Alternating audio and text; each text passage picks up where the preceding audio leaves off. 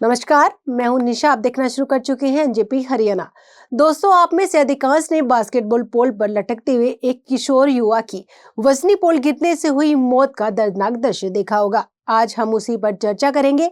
दोस्तों, हरियाणा के खेल ढांचे और प्रशासन पर इस घटना के बाद बड़े सवाल खड़े हो गए हैं। 48 घंटे के भीतर रोहतक और बहादुरगढ़ में दो किशोर बास्केटबॉल खिलाड़ियों की बास्केटबॉल पोल गिरने से मौत ने पूरे राज्य को झकझोर दिया है। हादसे के बाद जिला खेल अधिकारी सहित कई अधिकारियों पर कार्रवाई हुई है और सभी खेल परिसरों की जांच के आदेश दिए गए हैं। मंगलवार सुबह रोहतक के पास लखन माजरा की स्पोर्ट्स नर्सरी में 16 वर्षीय राष्ट्रीय स्तर के खिलाड़ी हार्दिक राठी की मौत हो गई थी। सीसीटीवी फुटेज में हार्दिक को प्रैक्टिस के दौरान बास्केटबॉल पोल पर लटकते हुए देखा गया। इसी दौरान करीब 750 किलोग्राम वजन का पोल टूटकर उसकी छाती पर गिर गया, जिससे उसकी मौके पर ही मौत हो गई। हार्दिक 3 सब जूनियर नेशनल और एक यूथ नेशनल चैंपियनशिप खेल चुका था। उसे बास्केटबॉल फेडरेशन ऑफ इंडिया की इंदौर एकेडमी में भी चयनित किया गया था। इसी तरह 23 नवंबर को बहादुरगढ़ के शहीद ब्रिगेडियर होशियार सिंह की स्टेडियम में जर्जर बास्केटबॉल पोल गिरने से घायल हुए 15 वर्षीय अमन की मंगलवार को मौत हो गई।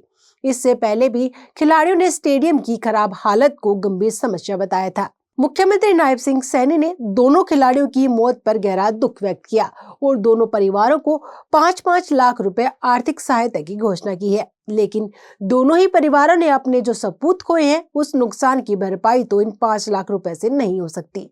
परिवार वालों ने कहा भी कि हमें जब बेटा ही नहीं रहा तो 5 लाख का क्या करेंगे।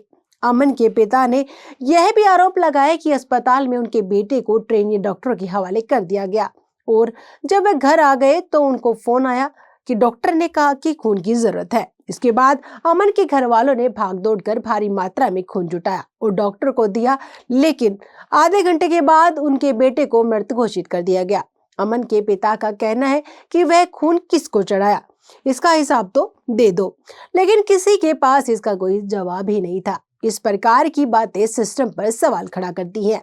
इस बीच सीएम सैनी ने कहा कि खिलाड़ियों की सुरक्षा सर्वोच्च प्राथमिकता है। ऐसे हादसे किसी भी स्थिति में स्वीकार नहीं किए जाएंगे।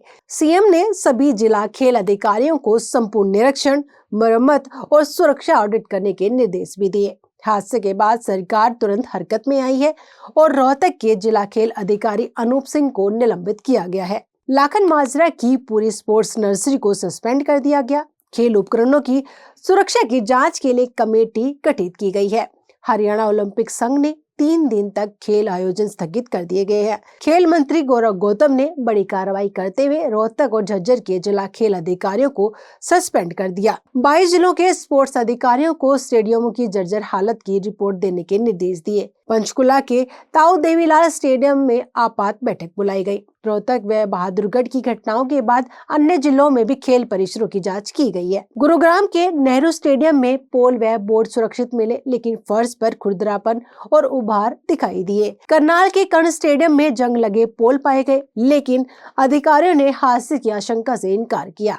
कुल 32 खेल परिसरों की जांच के लिए टीम का गठन किया गया है। विपक्षी दलों ने आरोप लगाया कि खेल बजट का सही उपयोग नहीं हो रहा है और सरकार खिलाड़ियों की सुरक्षा को लेकर गंभीर नहीं है। दोस्तों, यह पोल भले ही हरियाणा में गिरी है, लेकिन इनकी गूंज बहुत दूर तक गई है। दोस्तों, आप इस घटना के बारे में क्या सोचते हैं? कमेंट बॉक्स में जाकर बताइएगा जरूर। नमस्कार।